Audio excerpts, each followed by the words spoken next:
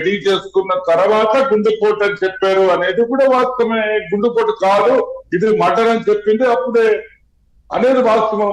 So let us face it.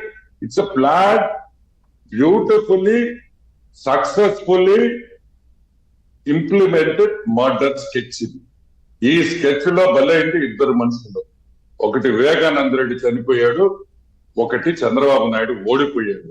రెండు అంటే తెలుగులో ఒక సామెత ఉంది, ఒక్క రాయితో ఇద్దరు రెండు పిట్టలని. ఈ ఒక్క రాయితో రెండు పిట్టలు పడిపోవడం అనేది, కొట్టడం అనేది సూపర్ సక్సెస్ చేసింది వైఎస్ జగన్మోహన్ రెడ్డి. ఈ ఒక్క రాయితో రెండు పిట్టలు పడ్డాయి. వివేకానంద రెడ్డి ప్రాణాన్ని కోల్పోయాడు, చంద్రబాబు నాయుడు ముఖ్యమంత్రిగా ఓడిపోయి 5 ఏళ్లు మేము అపోజిషన్ లో ఉన్నాం.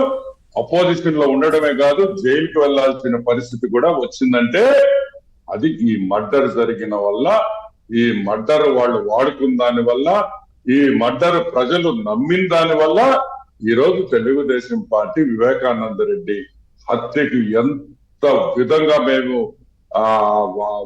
నష్టపోయిందో ఒక్కసారి ఆలోచించాలి. ఇప్పటికీ ఇద్దరు చెల్లెళ్ళ వెనక టీడీపీ ఉందని మళ్ళీ ప్రచారం మొదలు పెట్టారు కదా, దానికి ఏం చెప్తారు మీరు?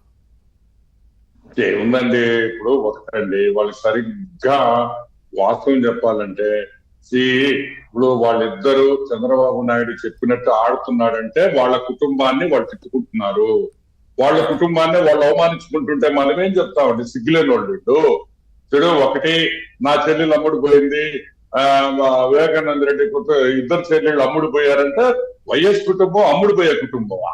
ఆ వైఎస్ రాజశేఖర రెడ్డి ఏదో పాపం మంచి ఒక ముఖ్యమంత్రి అయ్యి ఒక మంచి పేరు తెచ్చుకున్నాడు. ఆ పేరు నాశనం చేసే వరకు నిద్రపోయేటట్లేదు అని కూడా నేను మనవి చేస్తున్నాను. అంతేందుకు సార్, బాబాయ్ వివేకానంద రెడ్డి గురించి సాక్షి పేపర్లో వివేకానంద రెడ్డి గురించి సాక్షి పేపర్లో ఎన్ని రాశారు సార్. సో ఆ అక్రమ సంబంధం అని చెప్పి, తర్వాత ఆధిపత్యము, ఆస్తి గొడవలు, తర్వాత రాజకీయ వారసత్వము, ఇవన్నీ ఆయన కంటగట్టారు కదా. ఒకటే పవన్, ఇక్కడ మీరు అందరూ ఒకటి అర్థం చేసుకోవాలి. ఓకే, ద ట్రూత్ ఏమని, ఈ మర్డరు ఎలక్షన్స్ దాకా వాడేసుకొని అయిపోయిన తర్వాత సునీత గారు ఇంత యాక్టివ్ గా పోయి హైకోర్టు పోయి సుప్రీంకోర్టు వెళ్ళొద్దని వాళ్ళు ఎక్స్పెక్ట్ చేయాలి. అక్కడనే అసలు టోటల్ స్టోరీ ఫెయిల్ అయిపోయింది వెళ్ళదు. అదే సునీత అమ్మ గారు గమ్ముగా ఉండి మాట్లాడకుండా ఉండుంటే ఈ సాక్షి పేపర్లు ఈ రాయతలు రాయి కదా. ఇవన్నీ ఎప్పుడు రాశారు? ఎప్పుడు సునీత హైకోర్టుకి సుప్రీంకోర్టు వెళ్ళిందో అప్పుడు ఆ రోజు నుంచి వైఎస్ సునీతారెడ్డి వివేకానంద రెడ్డి కూతుర్ని క్యారెక్టర్ అసాసినేషన్ మొదలైంది. వాస్తవమా కాదా? అప్పుడు దాకా వివేకానంద రెడ్డి ఒక్క మాట కూడా అనలేదు కదా. బాబాయ్ ఒక కన్ను పొడుచుకుంటుందా అని పెద్దగా చెప్పుకున్నాడు అసెంబ్లీలో, నా బాగా గుర్తు.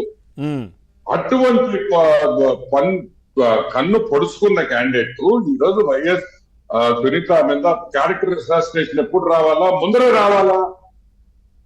వివేకానంద రెడ్డి మంచోడు కాదని అప్పుడు తెలీదు, ఇప్పుడు తెలుసుకున్నారా వీళ్ళు?